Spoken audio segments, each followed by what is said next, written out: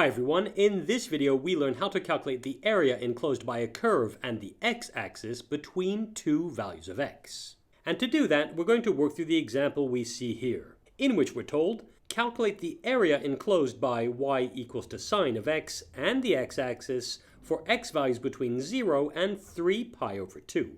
Okay, well let me just write SOL as in solution. And now the first thing I like to do is to draw the graph that I'm actually dealing with here, so in this case y equals to sine of x, as well as shade the area that I'm trying to calculate. In this case, we're dealing with the curve y equals to sine of x, and if I draw that curve between, say, 0 and 2 pi, it would look something like this. There we go. And so it starts right here at 0, it crosses the x-axis at pi, and meets the x-axis again at 2 pi. It reaches its maximum height right there of 1 when x equals to pi over 2, and reaches its minimum height right here of -1 when x equals to 3 pi over 2.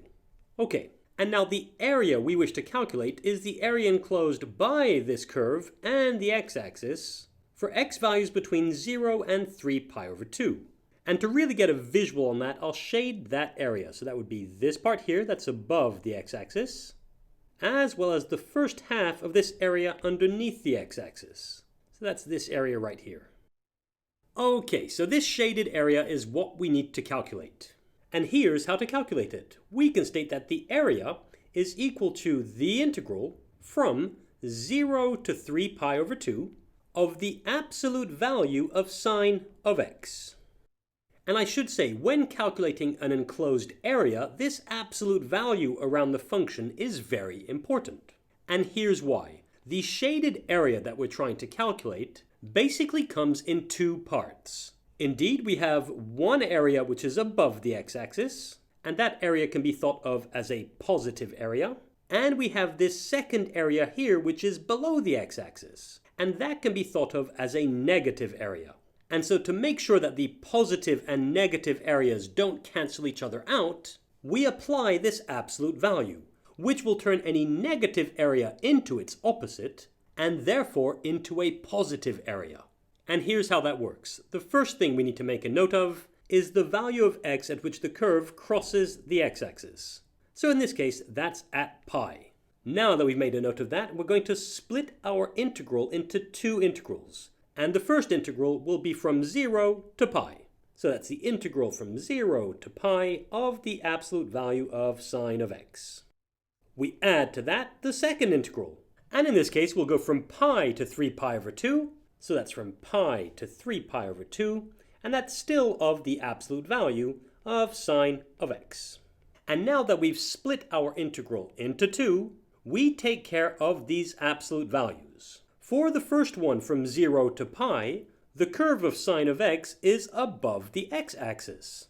In other words, sine of x is positive. So these absolute values are doing absolutely nothing at all, and we can get rid of them without changing anything. So we can already write that that first integral is the same thing as the integral from 0 to pi of sine of x. And we add to that the second integral.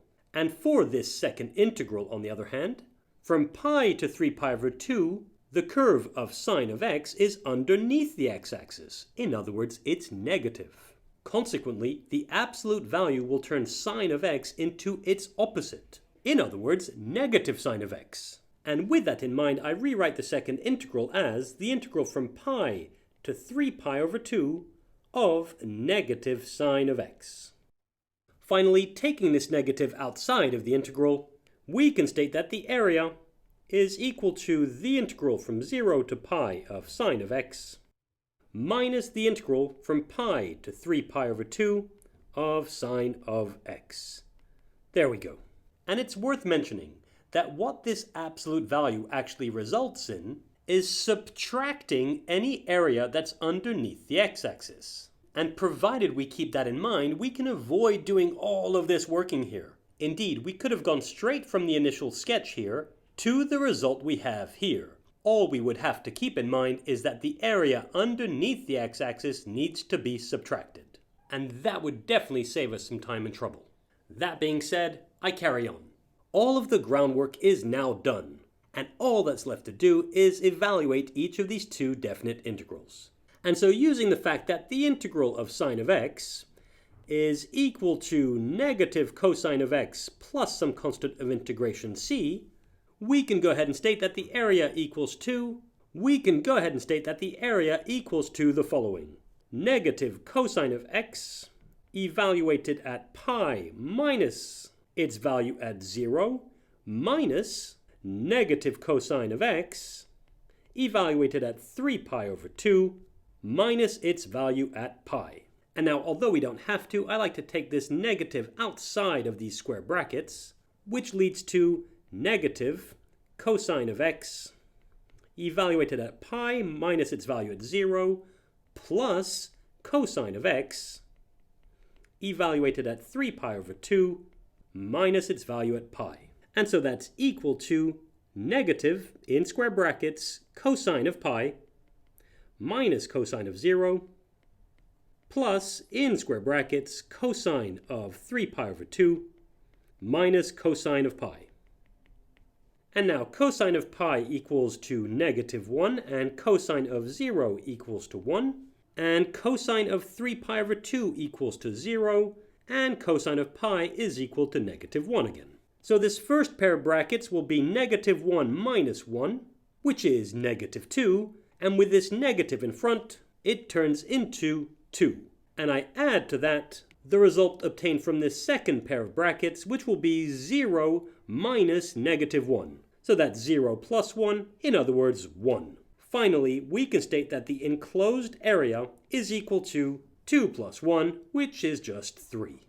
And there we go. That's how we can calculate the area enclosed by a curve and the x-axis between two values of x. And that's it for this tutorial.